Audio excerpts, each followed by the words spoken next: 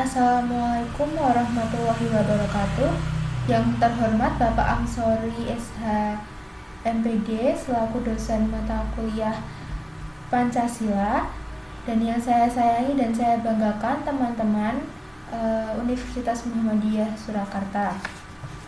Alhamdulillah, puji syukur kita panjatkan atas kehadirat Allah Subhanahu wa Ta'ala yang telah memberikan rahmat dan hidayahnya sehingga saya dapat menyelesaikan tugas proyek warga negara 3 ini dengan tepat waktu.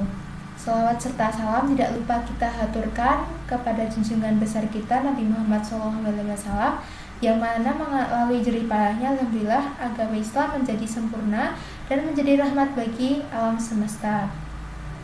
Pada pagi ini izinkan saya Fauzia Nur Hasanah Trijaya dengan NIM B100210371 melakukan presentasi mengenai proyek warga negara ketiga saya,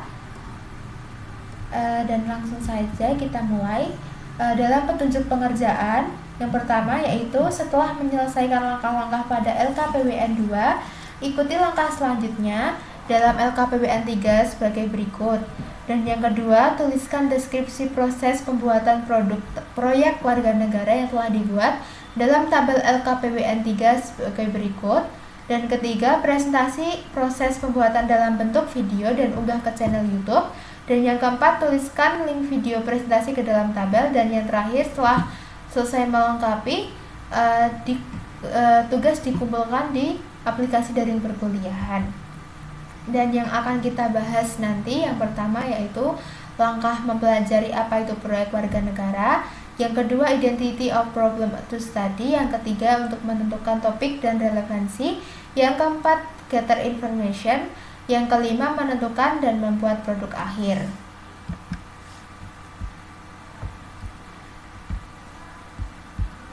Yang pertama yaitu langkah pertama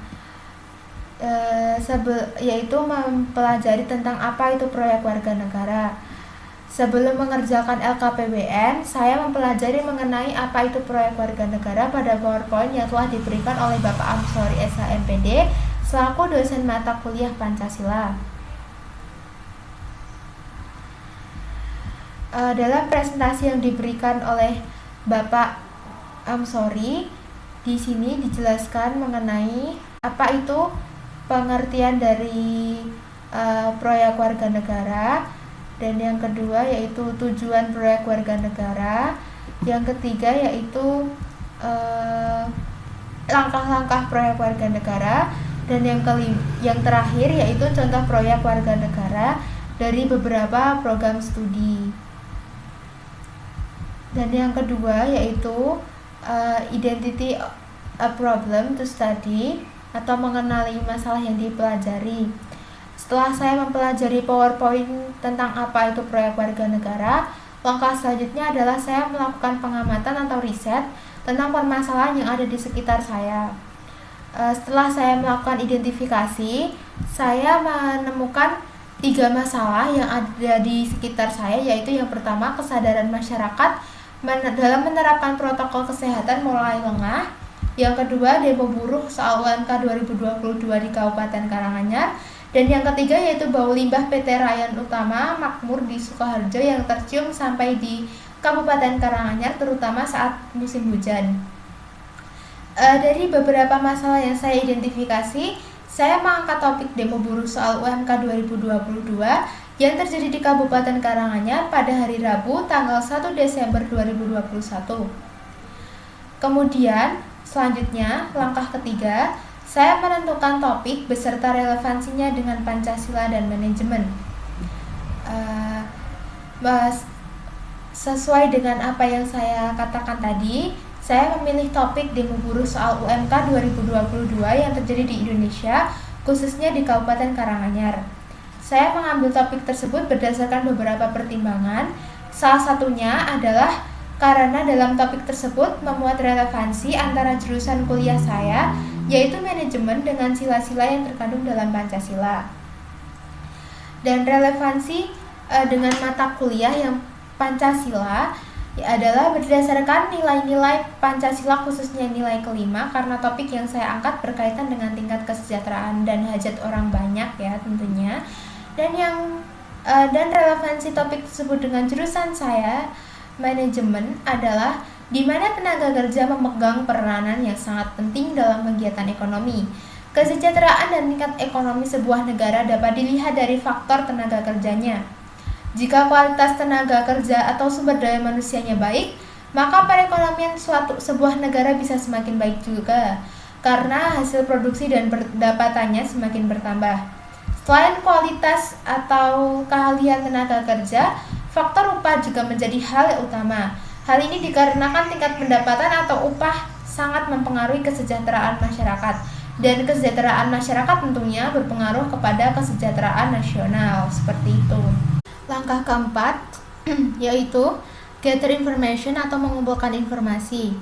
Pada langkah keempat, untuk mendukung proyek warga negara yang akan saya buat, saya melakukan riset lebih lanjut dengan mengumpulkan informasi mengenai demo buruh UMK 2022 di Kabupaten Karanganyar yang terjadi tanggal 1 Desember 2021 dan hubungan antara tenaga kerja dengan kesejahteraan nasional.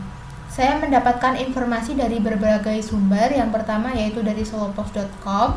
Ini mengenai kekecewaan buruh Karanganyar mengenai UMK, keputusan gubernur mengenai UMK 2022. Terus ada kompas.com dengan guna referensi untuk hubungan tenaga kerja dengan perekonomian sebuah negara. Di sini dijelaskan apa saja hubungan tenaga kerja dengan kesejahteraan negara. Dan terakhir, untuk memperkuat, saya menambahkan yaitu jurnal artikel dari Maulida Indriani yang diterbitkan tahun 2016 dengan judul Peran Tenaga Kerja Indonesia dalam Pembangunan Ekonomi Nasional. Dari beberapa sumber tersebut, saya mengetahui bahwa tingkat pendapatan atau upah sangat mempengaruhi kesejahteraan masyarakat, termasuk kesejahteraan nasional. Kemudian masuk ke langkah kelima, yaitu menentukan produk akhir. Setelah saya menentukan topik permasalahan beserta sumber pendukungnya, langkah selanjutnya adalah penentuan produk akhir. Di sini saya memilih video bernarasi. Dan yang terakhir yaitu langkah ke-6, yaitu membuat produk akhir, yaitu kemudian saya mulai membuat produk berupa video bernarasi. Di sini saya menyiapkan beberapa peralatan, yaitu laptop, handphone, dan aplikasi pengeditan seperti Pedicam dan VN Editor. Sekian presentasi dari saya. Apabila ada kesalahan, saya mohon maaf. Wassalamualaikum warahmatullahi wabarakatuh.